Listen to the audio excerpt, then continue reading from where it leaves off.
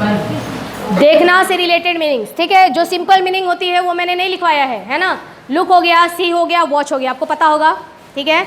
Look, सी मतलब देखना, look मतलब भी देखना, और वॉच मतलब मजे करते हुए देखना, ठीक है। तो इसको देखो, जैसे क्लास में तुम देख रहे हो, है ना, तो टीचर्स क्या बोलते हैं, लुक एट द बोर्ड, मतलब देखो, ध्यान से देखो, मजे मत करो लेकिन ध्यान से देखो, ठीक है। तो उसको बोलते हैं लुक।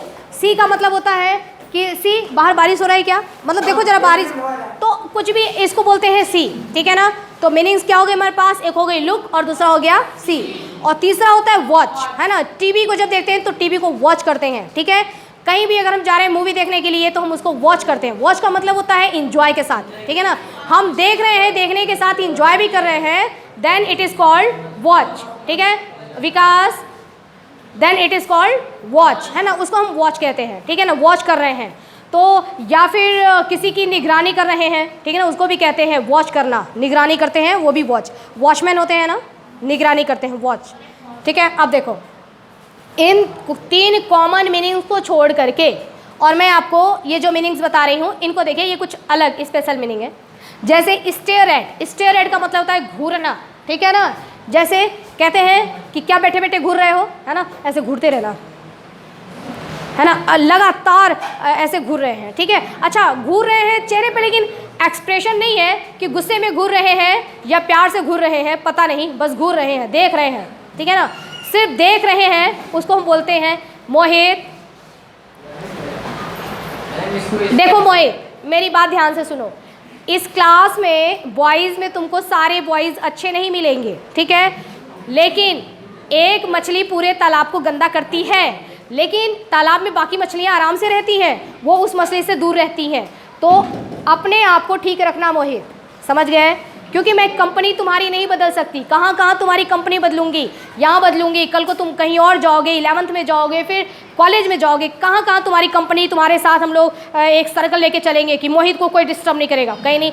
मोहित को अपने आप को सुधार के रखना है। इसी क्लास में यहीं तुमको बहुत सारे अच्छे बच्चे भी मिलेंगे, लेकिन और ख़राब मिलेंगे। ख़राब वालों की तरफ तुम बहुत जल्दी अट्रैक्ट होगे और गंदी बातें सीख लोगे फट से, लेकिन अच्छे वालों की तरफ नहीं सीख पाओगे, ऐसा अपनी मेंटेलिटी होती है, ठीक है। ध्यान रखना कि अच्छे वालों की तरफ से रहना है। अगर तुमने शुरू में ही, है ना, गलत, मैं देखूंगी कि अगर तुम उनको वॉच करते हुए बिगड़ रहे हो तो पहले ही तुम्हारे पेरेंट्स को बुला करके शुरू में ही तुमको अलर्ट कर दूंगी, ठीक है। इस बात का ध्यान रखना, आप कहीं भी रहते हो, कहीं भी जाते हो, आपको दोनों कंपनी मिलती है ना। हम अपने आप को देखते हैं, अपने आप को देखते हैं। प्लेन में देखो बहुत सारे जो हैं रूल को फॉलो कर रहे हैं, कुछ फॉलो नहीं कर रहे हैं, कहीं भी ट्रेन में, बस में रूल को फॉलो कर रहे हैं, नहीं कर रहे हैं, तो ऐसा थोड़ी है कि वो फॉलो नहीं कर रहा मैं भी नहीं करूँगा, ऐसा थोड़ी होता है ना। हमको पता है हमको क्या करना है। आप सिर्फ अपने पे फोकस करिए, अदर के फोकस के बजाय। ज़्यादातर बच्चों का अपने पे तो कंट्रोल नहीं है, वो ये कर रहा है, वो ये कर रहा है, उसने ऐसा किया, उसने ऐसा किया।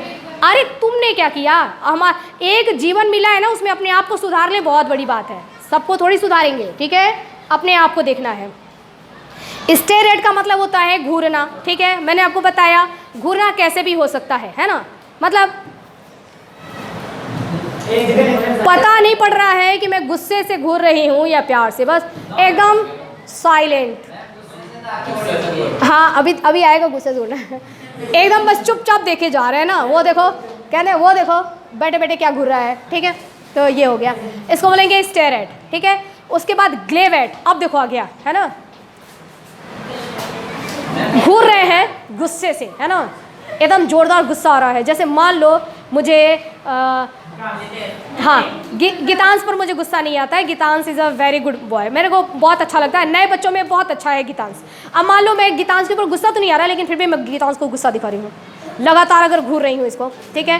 तो इसको, ये गुस्से से घूरना यानी कि क्या होता है, ग्लेव एट, ठीक है।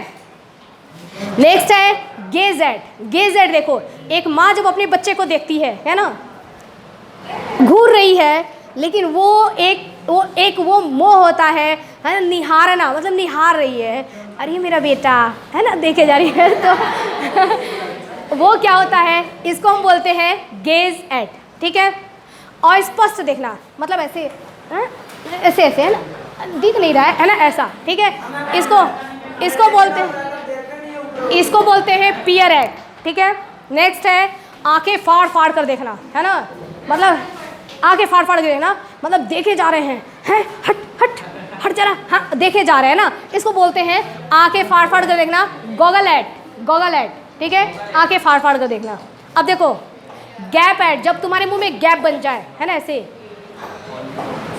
ऐसे बहुत तुम देखोगे बहुत सारे लोग जब देखते हैं ना तो मुंह खुला रह जाता है।